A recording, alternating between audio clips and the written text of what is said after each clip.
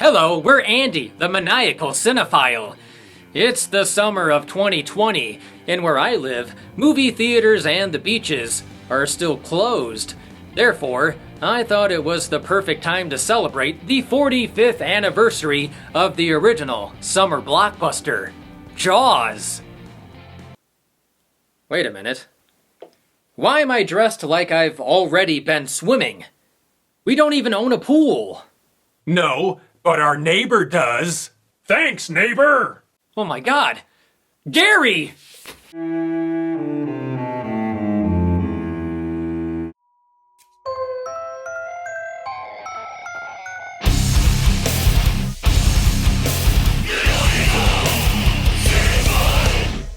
Jaws is the 1975 thriller directed by Steven Spielberg and based on Peter Benchley's 1974 novel of the same name. It's the movie that made me afraid of the water.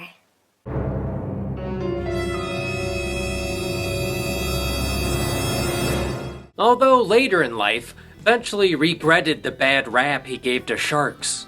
The screenplay is credited to Benchley, who wrote the initial draft. There were many rewrites from uncredited writers, but the main screenwriter was actor-writer Carl Gottlieb, best known for The Odd Couple and The Jerk, who rewrote the script during principal photography. They'd quickly rewrite the script every night before shooting.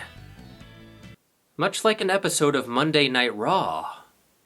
Jaws was the first major motion picture to be shot on the ocean, mostly around Martha's Vineyard in Massachusetts. They're in the yard, not too far from the car. Oh no, he's already living that Boston no-R lifestyle. The film had a troubled production, going over budget, past schedule, and the mechanical shark, nicknamed Bruce after Spielberg's lawyer, hardly ever worked. Bruce was a prima donna. In his trailer, the shark demanded a fishbowl of seal blubber. However, the faulty great white turd ended up being a positive. Spielberg had to mostly suggest the shark's impending presence through camera work, a pier, barrels, and composer John Williams' iconic score. Jaws was the first film to make over $100 million and went on to become the highest grossing movie in history until it was beat by Star Wars in 1977. There have been many sequels and imitations, but none have really come close to toppling the greatest shark movie ever made. So without further ado, you ladies of Spain, let's take a look at the most terrifying motion picture, rated PG. The film takes place on the fictional Amity Island, New York. Amity, as you know, means friendship. Yeah, maybe, if you're friends with pure evil. Hold on. I'm not drunk. I'm always covered in puke. During a beach party at dusk, a young woman, Chrissy Watkins, does a fine Nessie impression. Vulnerable and naked? Is that impending doom I hear?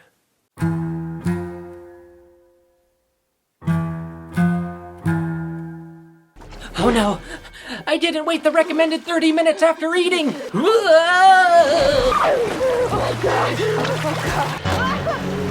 Oh, come on, that was cheating. The buoy was obviously home base. The next day, her remains are found on shore. Well, like Mother used to say, "Go skinny dipping with girls, Andrew, and you'll die of crabs." Wait, the coroner's office? Hopefully he isn't planning arrangements at the fun rail ho. New police chief Martin Brody, played by Roy Scheider, wants to close the beaches, but Mayor Larry Vaughn, played by Murray Hamilton, calls it a boating accident. Amity is a summer town. We need summer dollars. Otherwise, he can't buy more jackets with the tiny anchors. You'd think the villain would be the shark, but you could argue that it's actually this weasel.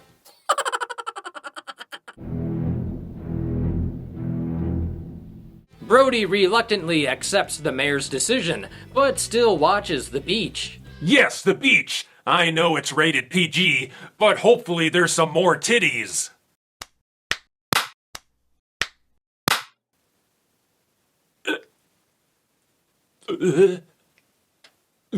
B cup. Suddenly, things seem off when, in the water, a dog disappears. Aw, heck it. Pippin! Come on, Pippin! Pippin! While playing his favorite water game, Escape Alcatraz, the young Alex Kintner is killed next.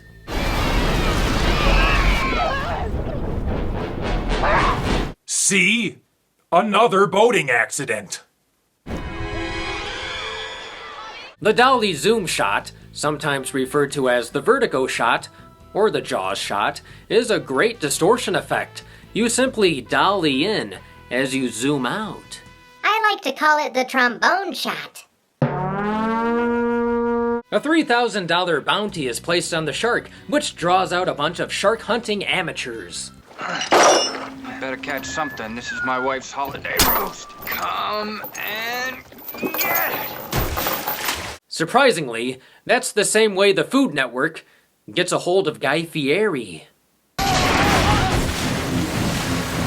Charlie! Swim! Come on, Charlie! Swim! Just think of the holiday roast you've yet to eat!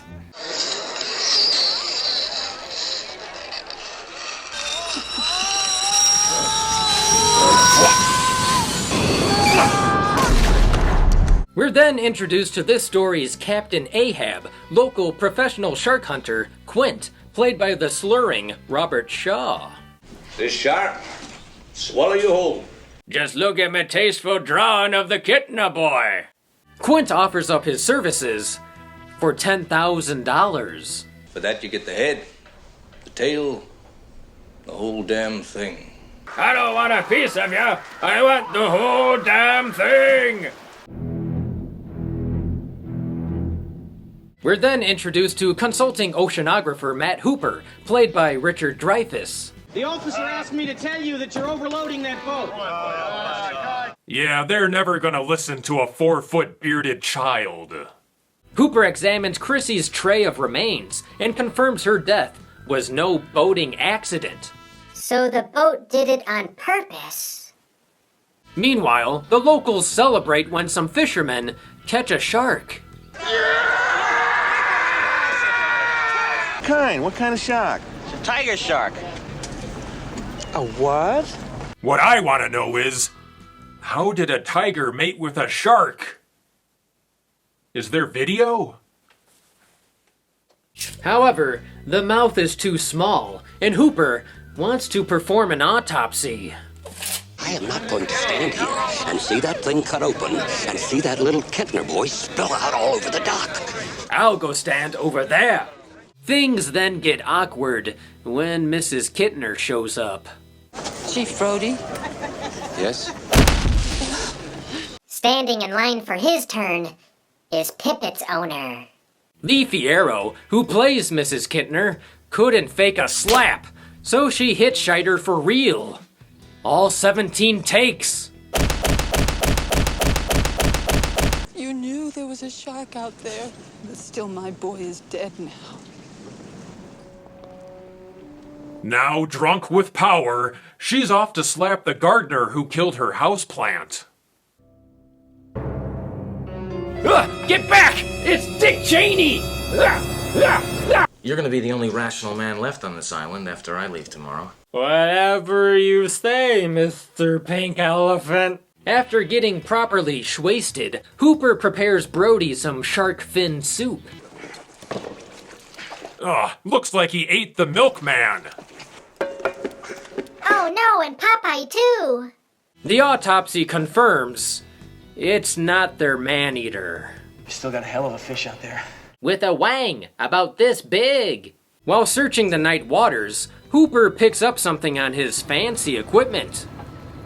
I wonder if he uses that to watch Shark Week.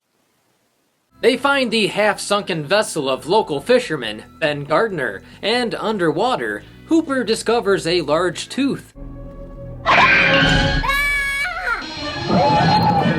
You can tell Hooper was startled. Just look at all of his piss.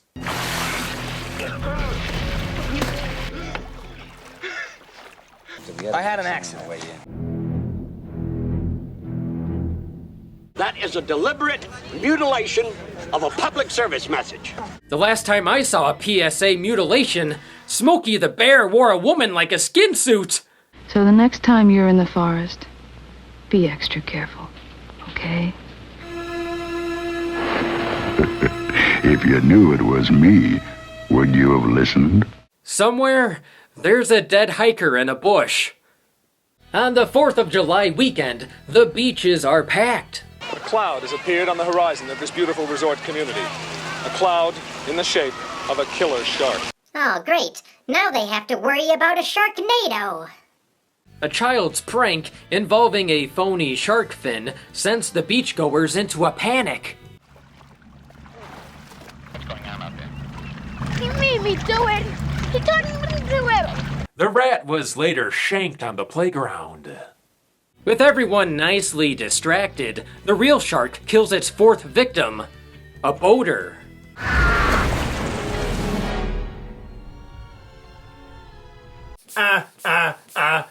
Staying alive.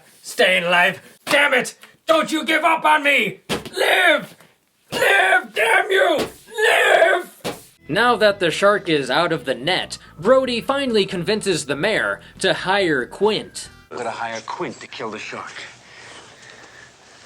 What?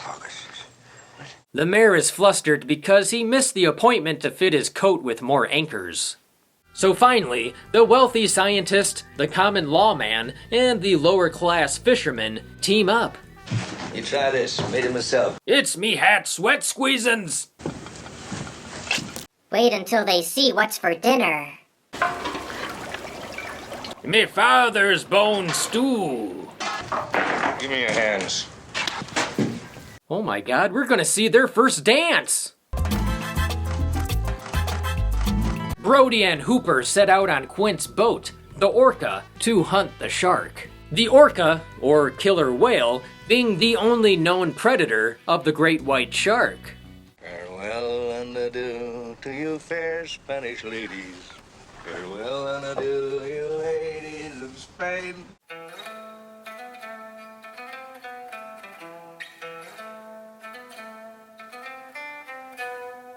Bring it up with you, Chief! See, you got your rubbers. I have a weird feeling that the Orca was originally a 60s party boat called the Orgy.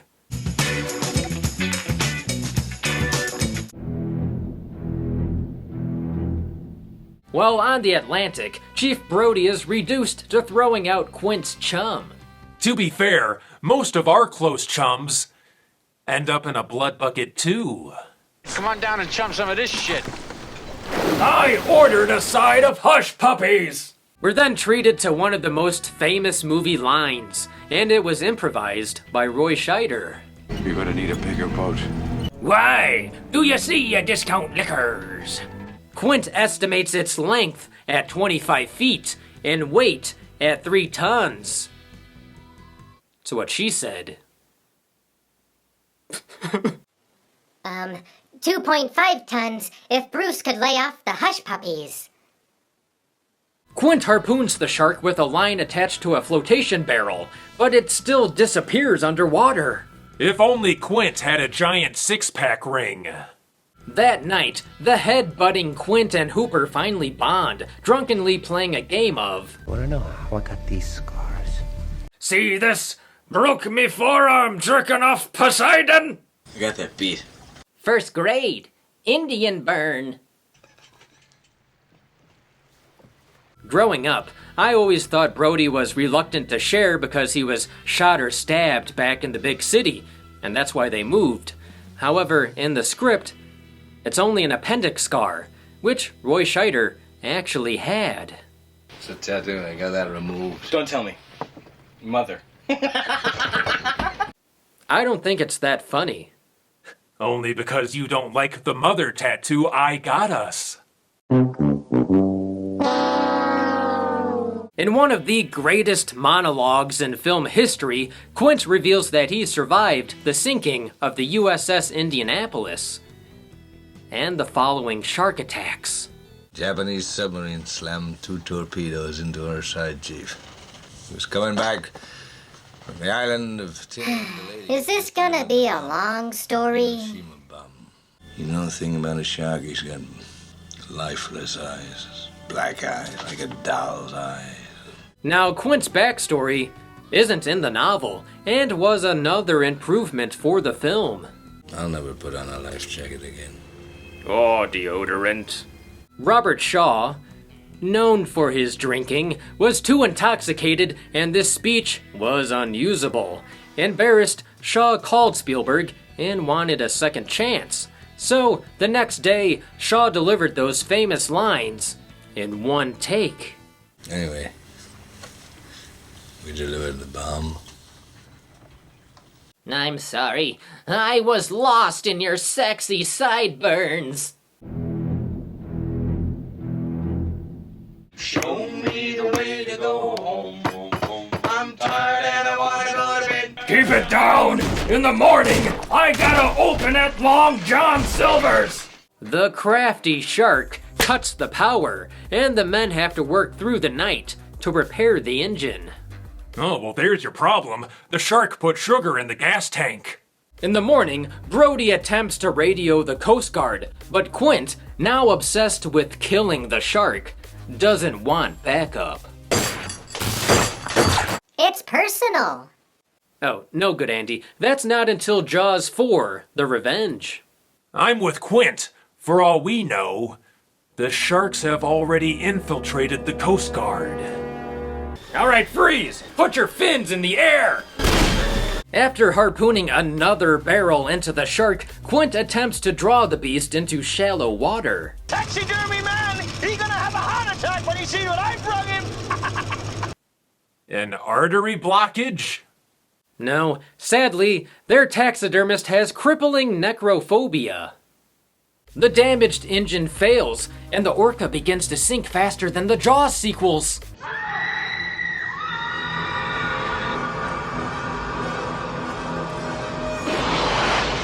What exactly can you do with these things of yours? Just wondering if I can pawn them for beer money. Hooper decides to suit up and enters his shark cage, intending to spear it with a lethal injection of Quint urine. Okay, I'm ready. I'm surprised Hooper couldn't find any rimless scuba glasses. Underwater, Hooper is relieved, finally free from Quint's tales of bow-legged women and Spanish ladies. Suddenly, the shark attacks the cage, causing Hooper to drop the spear. Wow, that plan lasted a whole minute.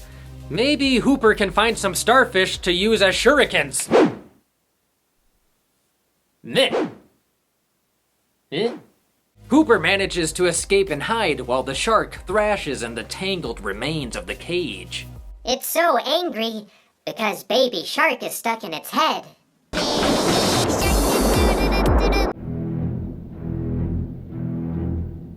The shark attempts to jump the fans, leaping onto the deck and causing Quint to slide right into its mouth. If Quint tastes how he looks, that shark is asking for diarrhea. Rest in peace, Quint. I'm sure it was quick and painless.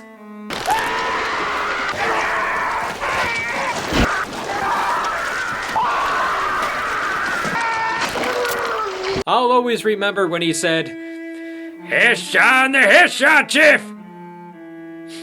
Man was a poet. Well, Quint does mean 5, and he was the 5th to die.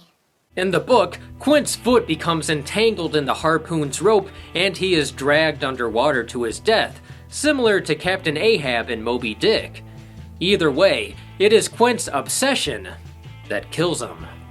Alone and trapped on the sinking Orca, Brody throws a scuba tank into the shark's mouth, climbs the crow's nest, and takes his shot. Christ, the shark is packing heat!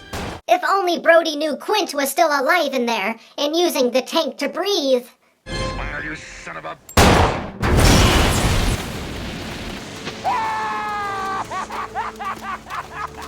Oh yeah, laugh it up, but I wouldn't want to shower in Quint juice.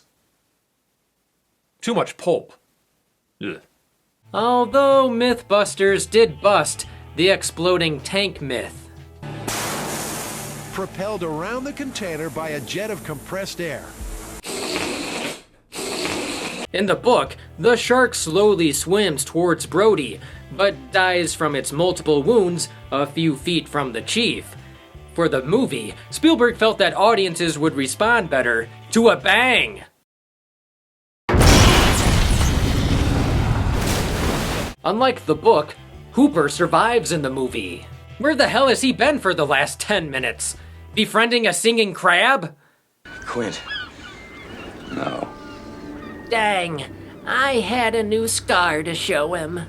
The two of them paddle back to Amity Island, clinging to the remaining barrels. Meh, should have ended with Brody collecting Mrs. Kittner's $3,000 and then returning that slap. In the end, we have 5 dead people, 2 dead sharks, and 1 dead dog. He talking about that doggy, isn't he? Son of a bitch. Spielberg was the 3rd choice for director, and almost backed out. Thankfully, he was contractually forced to stay, and movie history was made. For the adaptation, Spielberg focused on the shark and the 3 major characters. He removed many of Benchley's subplots and changed the characters to make them more likable. For instance, gone is Mayor Vaughn's connections to the Mafia, and thankfully, the love affair between Brody's wife and Hooper. Oh God, I do not want to picture Hooper's O-face. Spielberg feared it would compromise the camaraderie between the characters later on. The director estimated a total of 27 new scenes were added, and the consensus is that this is one of the rare times the movie is just as good, if not better, than the book. Plus, the book doesn't have the music. This is easily my favorite shark movie, and the creature only has 4 minutes of screen time. Jaws is a near-perfect movie in terms of directing, cinematography, editing, music, and acting. It has everything you could want. It's thrilling, heartwarming, sad, funny, and scary. The movie even has a shark that can roar. What? Even early in his career, Spielberg was a master at capturing human moments that made us relate and fall in love with his characters. His movies are a magical cinematic experience, and there's a reason he's one of the best filmmakers ever. This movie taught me, when making a new friend, show them all of your scars. For instance, I got these scars from a movie theater scalding hot nacho cheese.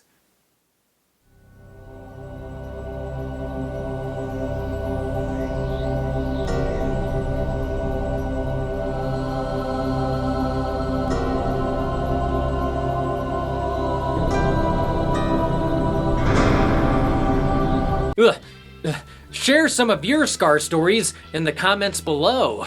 This has been Andy, the Maniacal Cinephile. Thanks for liking and subscribing. We'll see you next time.